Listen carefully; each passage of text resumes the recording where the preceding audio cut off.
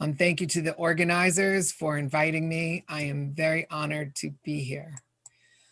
Who am I? My name is Donna Appell, and I'm the mother of an adult child with HPS type 1.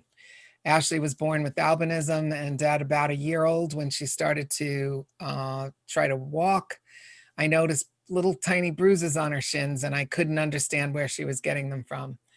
I took her to a pediatrician who told me that her skin is fair, so I could see bruises more.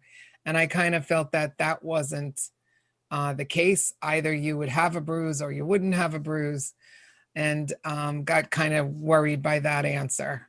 I started reading about albinism in a pamphlet. There was a sentence about a platelet defect. So I ended up calling the author of that pamphlet, and they sent me test tubes in the mail. We drew Ashley's blood, and he diagnosed Hermansky-Pudlak syndrome.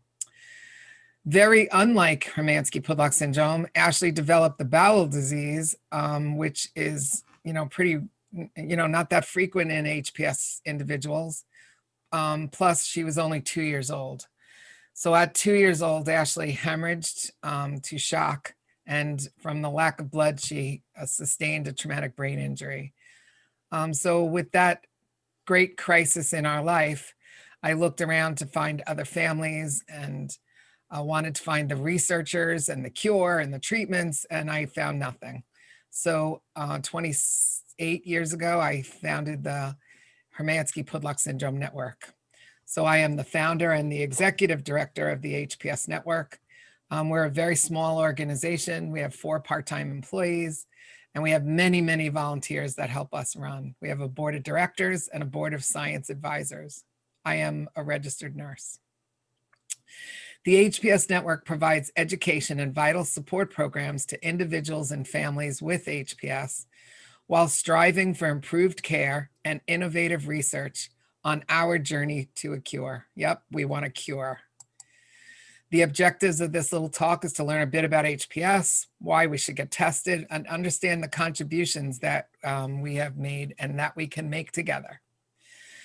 In 1959, 2 doctors, Dr. Hermansky and Dr. Pudlak, published an article about 2 unrelated 33-year-olds, and one of them had pulmonary fibrosis.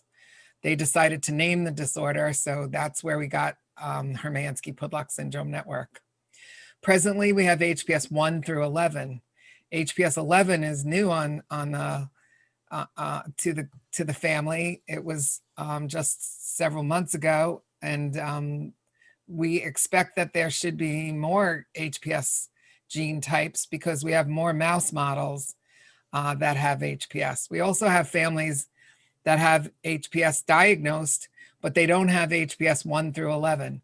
So that we know that we're not finished finding all the genes that can cause Hermansky-Pudlak syndrome. Presently, we have members from 35 countries, and we have 10 additional reported countries. So HPS is really a global situation. It's around the world. We do have a founder's effect, a genetic founder's effect by Puerto Rico being surrounded by water. And therefore, over generations and generations and generations, that gene kind of populated up. And so that it is very prevalent in the island of Puerto Rico and of Puerto Rican people with Puerto Rican descent. As a matter of fact, in the left upper quadrant of Puerto Rico, it's carried in 1 in 21. So it's very frequent there. Otherwise, we have people from all over the world. The diagnosis, I wanted to mention that HPS genes cause albinism because of an intravesicular trafficking disorder, rather than the reason why other albinism is caused by a decrease or absent amount of tyrosinase. Tyrosinase is the enzyme that creates melena, that creates pigment. And in HPS, we have tons of tyrosinase. It's not a lack of that. It is actually that it is not able to traffic across the cells to the right place. The phenotype, the look of albinism, is very varied in HPS. So that my fellow here, who's very, very fair, versus Jolene, who has dark hair, brown eyes, and brown hair. So it's a little, it's very underdiagnosed because there are people that are, walking around not knowing that they have albinism, but it makes it difficult to diagnose, one of our problems. How do you get tested? I wanted to just note that individuals with known genes that are identified to cause albinism, so the OCA genes, OCA1, 2, 3, all the pigment genes, if someone has those, they would not likely have Hermansky-Pudlak syndrome because it's usually one gene type or another. It's not usually both. I never say never in genetics because you can have spontaneous mutations of any kind, but it's normally you have one gene or the other. So in testing, you could do the platelet transmission electron microscopy test, the PTEM test. And I just want to talk about that for a second. So the bleeding problem of Hermansky-Pudlak syndrome is caused by platelets being malformed, not made correctly.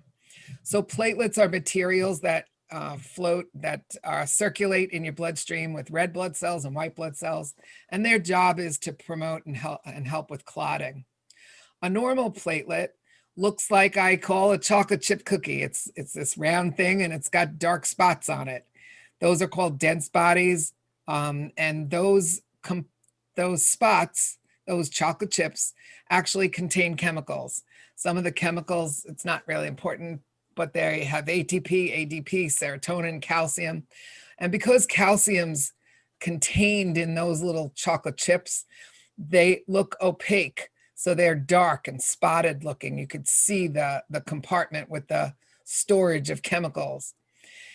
When the body is traumatized of some way, those compartments, those chocolate chips burst open and spill the chemicals inside and trigger the next clotting event.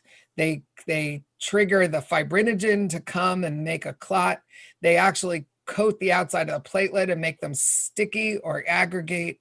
So without those chocolate chips, those storage compartments for the chemicals, there is no triggering of the clotting cascade.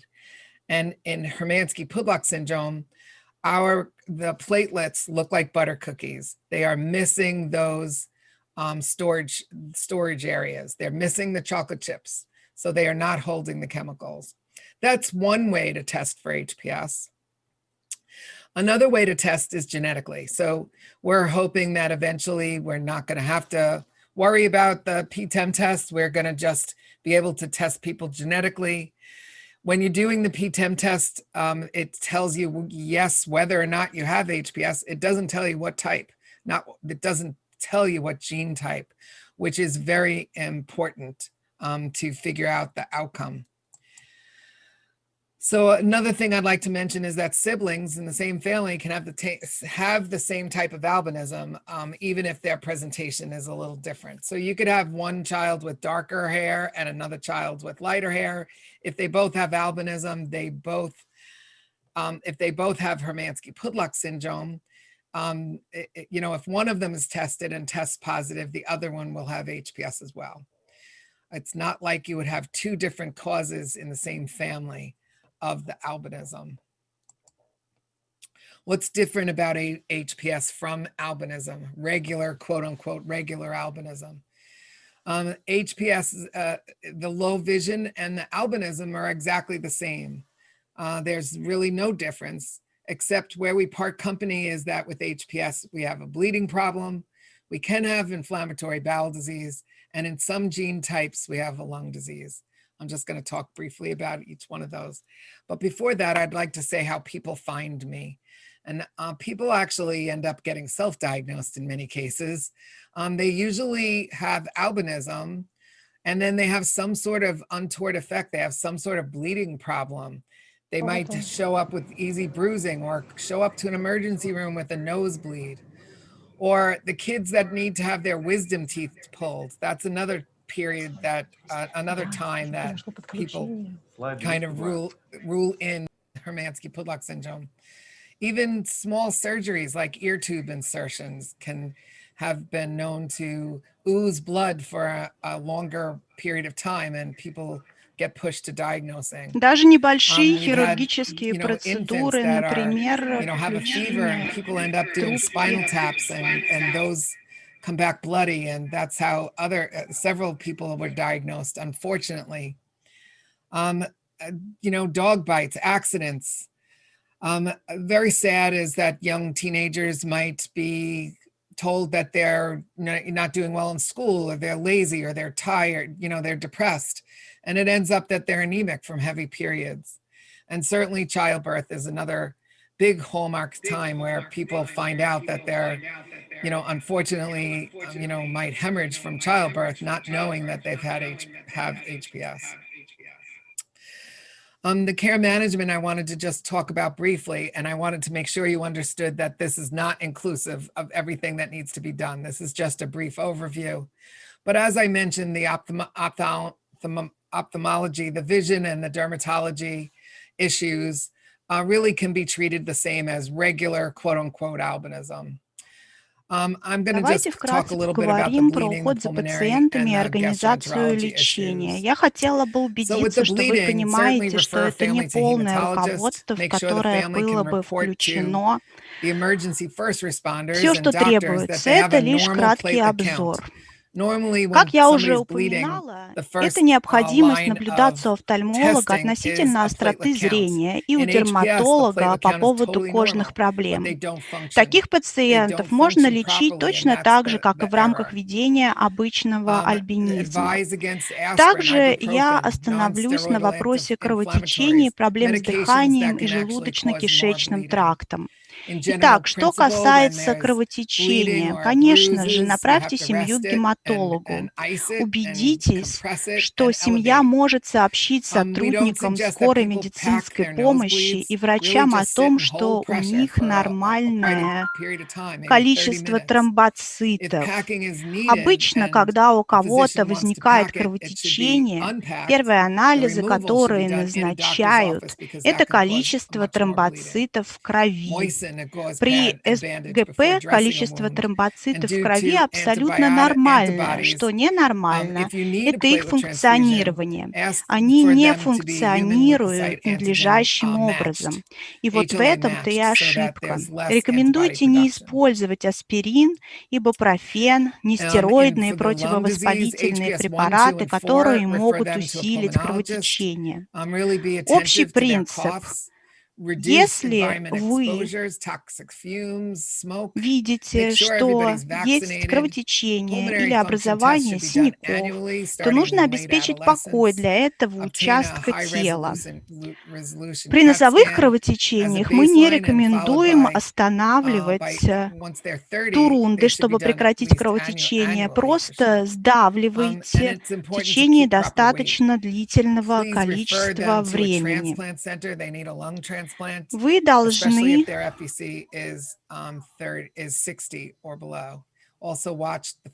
обеспечить, что если тампонирование носа все-таки необходимо, то в этом случае удаление турунды должно происходить в медицинском кабинете, потому что при удалении можно вызвать еще большее кровотечение. Не забывайте увлажнять марлю или бинт, прежде чем бинтовать рану. Кроме того, в связи с наличием антител, если вам необходимо переливание тромбоцитов, то попросите подобрать переливание так, чтобы у вас было совпадение по человеческому лейкоцитарному фактору, по человеческому лейкоцитарному антигену, чтобы уменьшить выработку антител. Мы не рекомендуем использовать некоторые препараты, которые могут усилить кровотечение. У заболевания есть аналогичная патология, как у болезни Крона, но не как у язвенного колита. В некоторых случаях была эффективной терапия инфликсимабом. Еще раз хочу подчеркнуть, зачем нужно обследоваться. для того, чтобы убедиться, что вы в безопасности. Люди с альбинизмом не проходят обследование, скрининг на этот синдром они не делают. Из-за этого они могут принимать те препараты, которые усиливают кровотечение. Соответственно, это очень опасно не знать о том, есть ли у вас синдром Германского-Пудлака. Вот почему мы настоятельно рекомендуем людям проходить скрининг, если они не знают своего генотипа.